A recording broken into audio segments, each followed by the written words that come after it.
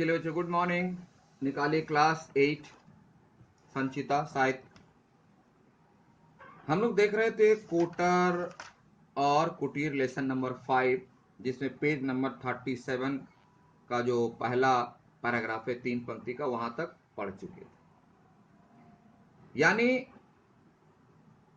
जब गोकुल जो है वह उस सेठ को, महते को, जब पर्स लौटा दिया और महते ने देखा कि सारी चीजें उसमें जस की तस है, एज इट इज है, तो गोकुल को बहुत आशीष दिया, पुरस्कार भी देना चाहा।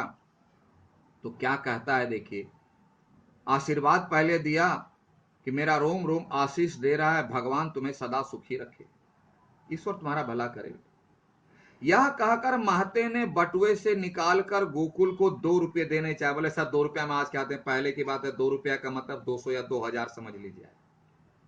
उसने सिर हिलाकर कहा, मेरे बप्पा यानी पिताजी, मेरे बप्पा ने किसी से भीख लेने के लिए मुझे मना कर दिया है।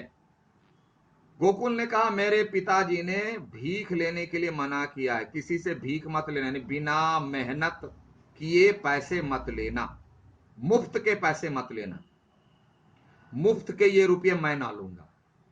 हाँ, अगर आप मुझसे कोई काम करवा लें तो मैं ले सकता हूं, लेकिन फ्री में मुफ्त में पैसे नहीं लूंगा। और आज तो बोलता है जितना दे दो, मिल जाए जितना अच्छा है, काम ना करें बहुत बेहतर है।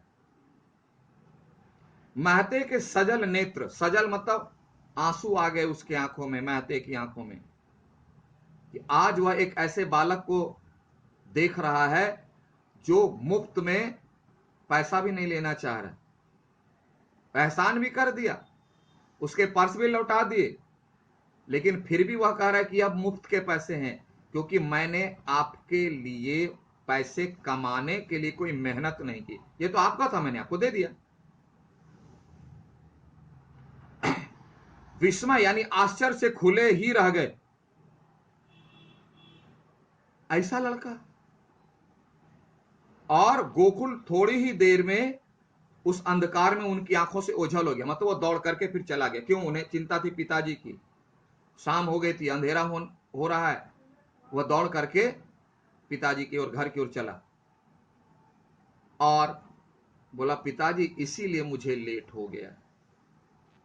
पिताजी को सुना रहा है गोकुल यह घटना, सब वृत्तांत सुनाकर, यानी पूरी घटना, पूरी कहानी जो गोकुल के साथ घटी, अपराधी की भांति खड़ा होकर बोला। और चुपचाप बेचारा खड़ा है कि पिताजी अब आप जो सजा दीजिए मैं भुगत लूंगा, क्योंकि मेरे साथ तो यही घटना घटी, अब मैं क्या करूं, मैं कुछ ला भी नहीं सका। बप्पा आज खाने के लिए कुछ नहीं है। बोला, पिताजी आज घर में खाने के लिए भी कुछ नहीं है, महते से कुछ उधार मांग लाता तो सब ठीक हो जाता। बोला, वो दे रहा था पैसा, लेकिन मैंने नहीं लिया। हाँ, अगर उधार मांग लेता कि आज हमें दे दीजिए, मैं इसे वापस कर दूंगा, तब थोड़ी बात बन सकती थी। लेकिन मुझे ख्याल ही नहीं रहा पिताजी कि उधार भी लेकर के काम चलाया जा सकता है। और मुझे तो घर की चिंता थी, आपकी चिंता थी, इसलिए मैं दौड़ करके चला, मुझे ख्याल ही नहीं रहा, है ना। मेरी समझ में यह बात उस समय आई ही नहीं कि उधार भी लेने से हो सकता था। बुद्धन की आंखों से झरझर आंसू झरने लगे। बुद्धन बेचारा रोने लगा, यानी गोकुल के पिताजी रोने लगे कि आज खाना क्या खाएंगे, इसलिए मेरा बेटा खाली हाथ चला आया, इसलिए नहीं, इसलिए कि बुद्धन ने महसूस किया कि इतनी मुसीबत के बावजूद उसका बेटा गोकुल बेईमानी नहीं किया। चाहता तो वह पर्स ले आ सकता था, कहां जाएंगे उसको ढूंढने के लिए। चाहता तो महते से पैसा पुरस्कार के रूप में ले सकता था। और ऐसा गोकुल, जैसा गोकुल आज मिलता नहीं है, बहुत कम मिलता है, वैसा गोकुल बुद्धन का बेटा है। यह गर्व महसूस हुआ, यह इस खुशी से बुद्धन की आंखों में आंसू आ गए। और गोकुल को अपनी दोनों भुजाओं में भरकर उसने छाती से लगा लिया। क्योंकि जब हम बहुत ज्यादा खुश होते हैं ना, तो जिससे खुश होते हैं हम उसे छाती से लगा लेते हैं, बहुत सुकून मिलता है। बुद्धन ने यही किया। उसे जिस तृप्ति यानी सेटिस्फैक्शन हुआ का अनुभव होने लगा, वह 2-1 दिन की तो बात ही क्या, जीवन भर की क्षुधा शांत कर सकती है। ध्यान से समझ लेना। और सीने से लगाने पर बुद्धन को जो शांति महसूस हुई, वह शांति 1 पल 2 पल 1 घंटे 2 घंटे के लिए नहीं, पूरी जिंदगी जब तक वह जीवित रहेगा तब तक के लिए उसे शांति मिल गई। कैसे कि ऐसी संतानें कहां मिलती है कि जो अपने पेरेंट्स के दी हुई बातों, सिखाई हुई बातों को इतनी सावधानी से रक्षा करे, पालन करे। तो ही कह रहा है, जीवन भर की क्षुधा, क्षुधा मतलब भूख। भूख क्यों?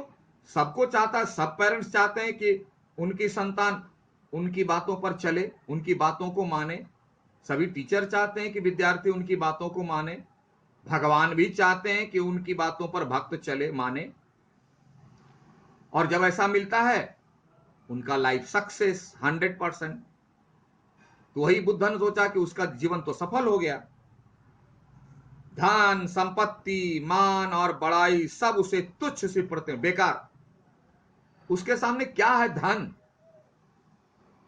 एक कहावत है, सुन लीजिए, पूत सपूत तो क्यों धन जोरिए, पूत कपूत तो क्यों धन जोरिए। यानी संतान अगर लायक है, अच्छा है, तो धन को जमा करने की आवश्यकता नहीं है। क्यों? कि जो लायक संतान है वो आपके धन का लालची नहीं होगा। वो बोलेगा पापा आपने तो किया, आपके लिए मुझे करने दीजिए, मैं खुद करूंगा। वह आपके धन को छुएगा नहीं। और तो इस तरह से आपका धन रखा रह गया। फिर कहता पूत कपूत तो क्यों धन जोरिए। और अगर बेटा नालायक है तो आपका धन जो है सब उड़ा फुड़ा के जीरो बना देगा। तो दोनों ही परिस्थितियों में आपके धन का अच्छा यूज नहीं हुआ। इसलिए कहा पूत कपूत तो क्यों धन जोरिए, अपूत सपूत तो क्यों धन जोरिए। क्योंकि उसके सामने धन मान सम्मान कुछ नहीं। जब संतान लायक हो जाता है तो इससे बड़ी संपत्ति किसी भी पेरेंट्स के लिए नहीं है ना। इसीलिए कहा कि धन संपत्ति मान और बड़ाई सब उसे बेकार, तुच्छ मतलब बेकार महसूस होना, प्रतीत महसूस होना। क्योंकि जब उसका गोकुल इतना लायक है तो उसे धन संपत्ति से, जब धन संपत्ति तो अपनी संतान को लायक बनाने के लिए होता है। आप कभी पेरेंट्स से पूछेंगे इतना धन इतनी संपत्ति किस लिए? बोले बेटा तुम्हारे लिए। बोला क्यों? तुम लायक बनो इसके लिए। और जब वह लायक ऑलरेडी है, बन गया, तो उस धन की जरूरत क्या है? मान सम्मान की जरूरत क्या है? वो तो कंप्लीट हो गया और बुद्धन को वह मिल गया। इसीलिए उसे जो है तुच्छ धन मान बड़ाई सब तुच्छ सी प्रतीत होने लगी। मानो एकाएक यानी अचानक उसके सब दुख रोग दूर हो गए और उसे लगा कि अब तो वह ठीक हो गया। बीमार कब व्यक्ति पड़ता है? जब उसे कोई तकलीफ होती है। उसकी सारी तकलीफें दूर हो गई क्योंकि गोकुल जैसा बेटा उसके पास है। वह अपने पिता की आज्ञा का पालन किया इतनी मुसीबत में भी। और ये सारी घटना उसके आंगन के पेड़ में लगे, आंगन में लगे नीम पेड़ के ऊपर जो चातक पुत्र है वह सुन रहा है। सारी घटना सुन रहा है, देख रहा है अपनी आंखों से और कंपेयर कर रहा है, तुलना कर रहा है कि एक यानी चातक पुत्र वह अपने बाप को क्या कहा, अपने पिताजी की बातों को डिनाई करके चला आया। और एक यह बुद्धन है, गोकुल है, जो अपने पिता की बातों को रक्षा करने के लिए कितना कष्ट सहा। फिर भी पिता की बातों की अवज्ञा यानी डिनाई नहीं किया, डिसोबे नहीं किया। चातक पुत्र सब देख रहा है, समझ रहा है, और अपने से कंपेयर कर रहा है कि एक वह भी बेटा है और एक गोकुल भी बेटा है, दोनों में क्या डिफरेंस है, महसूस हो रहा है उसे। अब वह बिना किसी चिंता के, बोला अब उसके दिमाग से चिंता निकल गई कि बेटा क्या करेगा, नहीं करेगा, कैसे होगा, नहीं, सब चिंता दूर हो गई। और मृत्यु का आलिंगन इसी क्षण कर सकता है। बुद्धन को इतनी तृप्ति मिली, इतनी खुशी मिली कि अगर बुद्धन अभी मर जाए तो उसको कोई फिक्र नहीं, क्योंकि बेटा बिल्कुल लायक हो गया है। और प्रत्येक पेरेंट्स को यही चिंता रहती है कि उसका बेटा कहीं नालायक ना निकल जाए। अगर लायक निकल गया, उसकी सारी चिंताएं दूर। वही बुद्धन को मिला। बड़ी देर में अपने को संभाल कर बुद्धन बोला, और इस खुशी में कि उसका बेटा गोकुल कितना लायक है, उसकी आवाजें बंद हो गई। वह सोचने लगा कि वह कितना खुश नसीब है कि गोकुल जैसा बेटा उसे मिला। और बहुत देर लग गई उसको नॉर्मल होने में, यानी नॉर्मल सिचुएशन में आने में बुद्धन को बहुत टाइम लग गया। और थोड़ी देर बाद बोला, अच्छा ही किया बेटा। बोला बहुत अच्छा किया बेटा, जो तू महते से रुपये उधार नहीं लाया। बोला उधार भी नहीं लाया, बहुत अच्छा किया। क्योंकि उधार जो है वह सिर का बोझ बन जाता है। अच्छा किया कि उधार मत नहीं लिया। वह उधार मांगना भी एक तरह का मांगना ही होता है, मांगना ही होता है, यानी एक तरह की भिक्षाई होती है।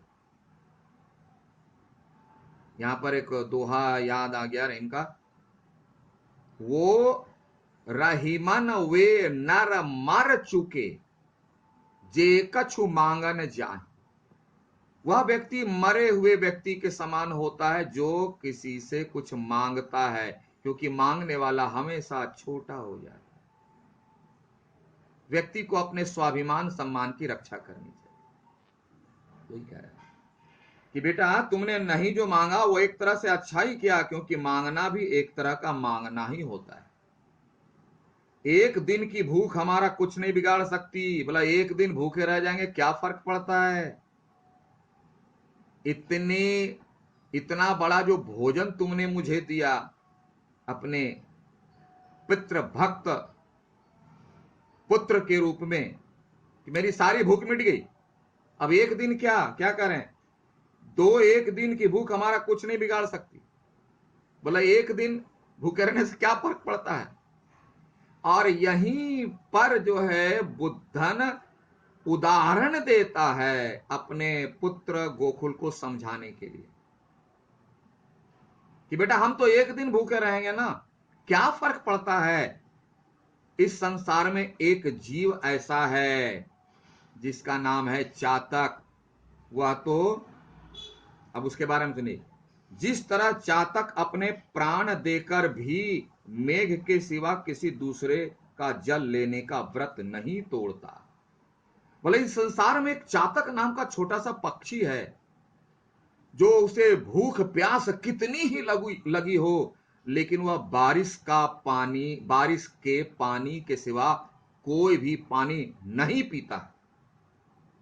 एक छोटा सा पक्षी जिसका नाम है चातक, जब वह कई दिनों भूखा रह सकता है, प्यासा रह सकता है, और पिएगा तो बारिश का पानी ही पिएगा, वह जब इतना कष्ट सह सकता है तो मैं तो इंसान हूं। चातक पुत्र सुन रहा है। उसी तरह तू भी ईमानदारी की टेक मतलब सहारा, प्रतिज्ञा न छोड़ना। जैसे चातक पक्षी प्रतिज्ञा किया है कि वह बारिश का पानी ही पिएगा, दूसरा कोई पानी नहीं पिएगा, चाहे जो हो जाए, भूखे रहना पड़े, प्यासे रहना पड़े, मर जाए तो मर जाए। उसी तरह बेटा गोकुल तुम अपनी ईमानदारी को मत छोड़ना, चाहे भूखे रहे या मुसीबत आ जाए। इसी बात को समझाने के लिए बुद्ध ने चातक पक्षी का उदाहरण दिया। जो चातक पक्षी नीम के पेड़ के ऊपर बैठा हुआ सुन रहा है।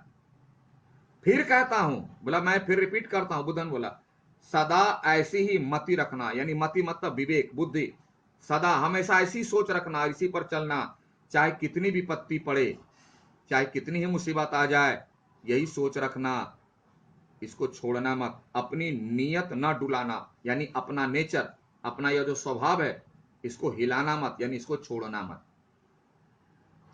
चातक पुत्र सब सुन रहा है, समझ रहा है, वह सोच रहा है कि अरे एक गोकुल बेटा और एक वह बेटा, कितना डिफरेंस है। वह अपने पिता को डिनाई करके आ गया, यह पिता की आज्ञा को मानना कितनी मुसीबत में है। दूसरी बात, यह मनुष्य भी चातक पक्षी का एग्जाम्पल देता है, यह मनुष्य भी चातक पक्षी का उदाहरण देता है। इसका मतलब उसका कितना नाम है मनुष्य के जीवन में, मनुष्य उसको कितने सम्मान की दृष्टि से देखता है, इज्जत की दृष्टि से देखता है, तभी तो वह उदाहरण दिया। और वह उसको तोड़ने चला था चातक पुत्र, यह उसके दिमाग में घूमने लगी। और वह क्या करता है हम लोग देखेंगे अगले क्लास में। Okay, thank you, have a nice day.